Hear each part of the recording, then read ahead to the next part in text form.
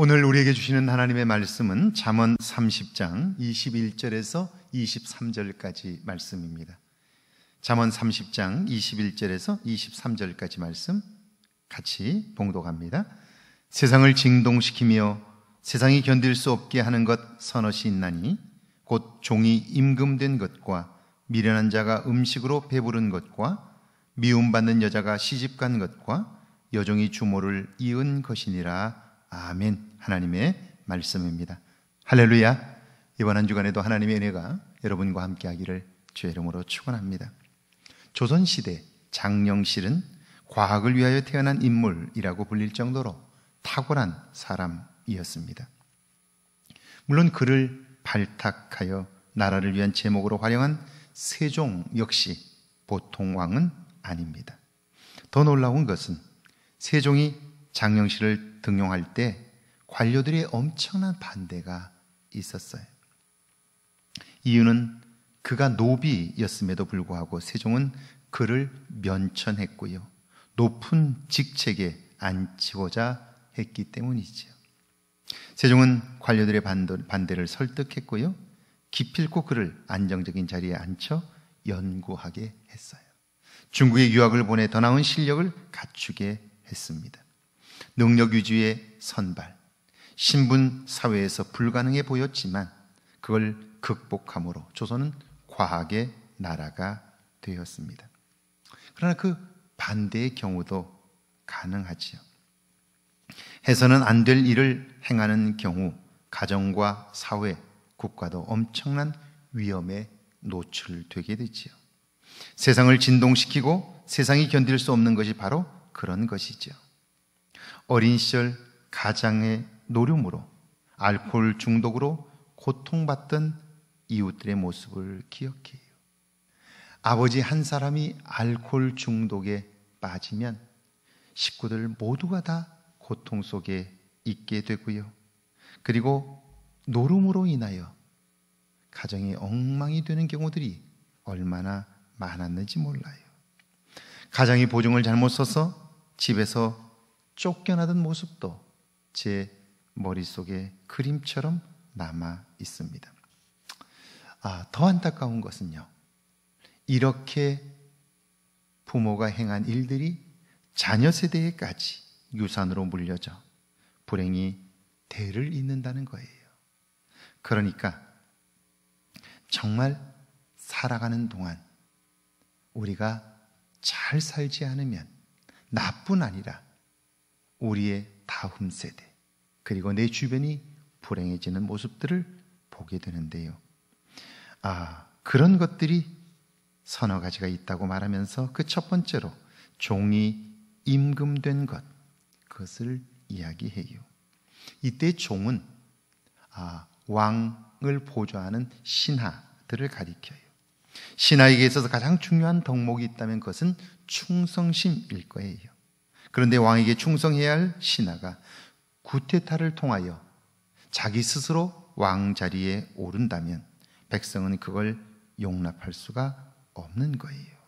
왜냐하면 여러분, 자리에 욕심을 내서 권좌에 올랐다면 그는 반드시 폭군이 될 수밖에 없기 때문이죠. 백성들은 그런 그를 용납하지 못해요. 미련한 자의 배부름, 이 말은 물질을 관리할 만한 내적 능력이 준비되지 않은 채 부자가 된 사람을 가리키는 거예요. 여러분, 인류의 문명사도 그래요. 인류의 문명이 발전하는 것과 더불어 그것을 관리할 만한 정신이 성장하지 않으면 물질은 그 영혼을 파괴하는 수단이 되고 마는 거예요.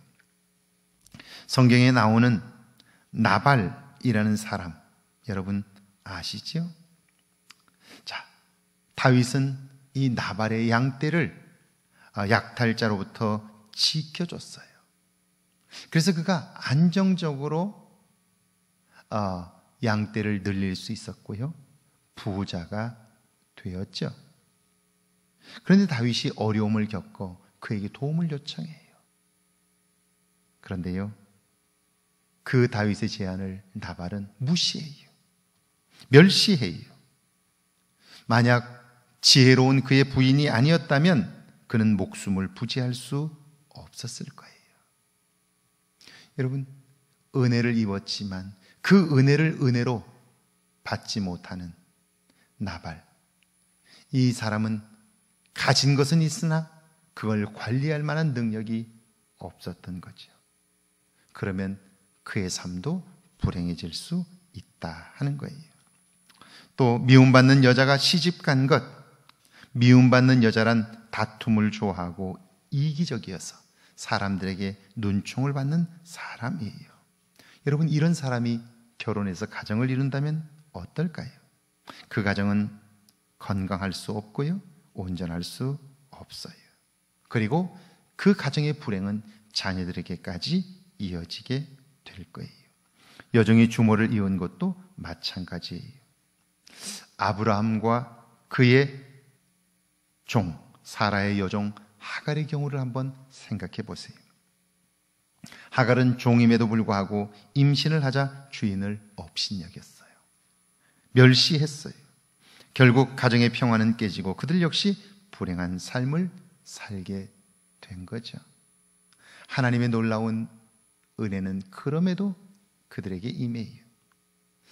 몇 년 전 교인들과 함께 성지순례를 갔을 때에 이 하갈이 아들을 데리고 도망쳤던 그곳에 갔는데요, 하나님께서 그들을 인도하신 그곳, 그 주변은 다 사막인데요, 그들이 머물렀던 그곳은 오아시스가 있어요. 물이 있어요. 나무가 있고 숲이 있어요. 그늘이 있어요. 하나님은 그들을 인도하여 그곳에 거하게 하셨고요, 살 수 있도록 하신 거예요. 어떤 경우에도 하나님은 우리를 선한 곳으로, 좋은 곳으로 인도하시고요, 새롭게 그곳에서 새 삶을 시작하게 하시는 거죠. 사랑하는 여러분, 오늘 하루 하나님의 인도함을 쫓아 하나님의 선하심을 경험할 수 있기를 바랍니다. 그리고 우리의 내면을 돌아보고 내게 주신 은혜를 은혜로 알고 내게 주신 복을 복으로 알며 그것을 잘 관리할 수 있는 능력을 달라고 기도하는 저와 여러분 되기를 주의 이름으로 축원합니다. 우리 두 가지 제목으로 함께 기도합니다. 믿음으로 장애물을 극복하게 해달라고요, 좋은 판단의 능력을 키워가게 해달라고요, 함께 기도합니다. 하나님 감사합니다. 믿음으로 장애물을 극복할 수 있도록 은혜를 베풀어 주옵소서.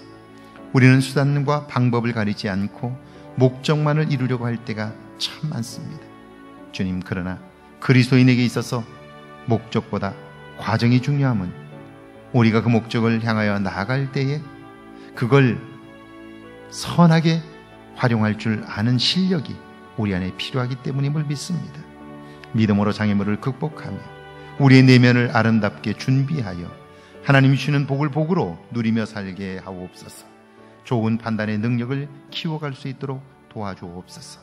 어떤 경우에도 하나님, 옳은 것 아니라 좋은 것을 선택함으로 하나님의 기쁨이 되게 하옵소서. 오늘 하루도 주 안에서 복되게 하셔서 주신 복을 마음껏 누리는 거룩한 성도들 되게 하옵소서. 예수님의 이름으로 기도하옵나이다. 아멘.